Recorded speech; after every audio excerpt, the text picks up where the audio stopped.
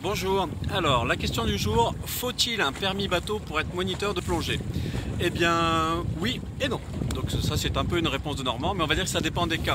Donc bien sûr c'est préférable d'avoir son permis bateau pour être un moniteur de plongée, mais déjà il faut voir que toutes les plongées ne se font pas forcément d'un bateau. Il faut voir qu'on peut plonger dans un lac, dans une carrière, donc là le bateau n'étant pas utilisé, je vais dire que le permis bateau n'est pas forcément nécessaire. Maintenant, regardons en fonction des organisations.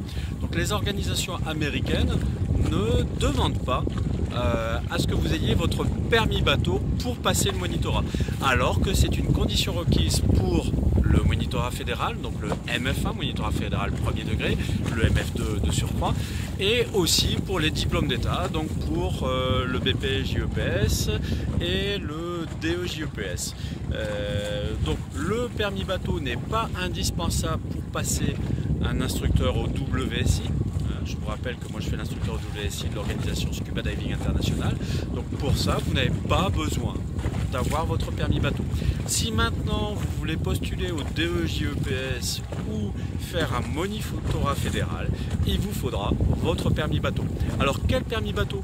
Bon, c'est assez simple, avec le permis côtier, vous pouvez naviguer à moins de 5000 d'un abri et c'est largement suffisant pour la majorité des sites de plongée.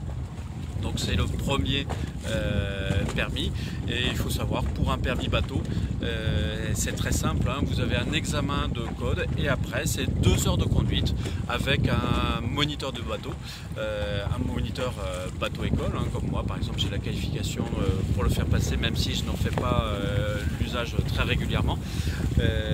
Donc c'est 2 heures minimum de pilotage pendant lesquelles vous allez apprendre à maintenir un cap, à faire une manœuvre pour récupérer un homme à la mer, à appareiller et puis à revenir au quai, ce qui sont les manœuvres les plus délicates.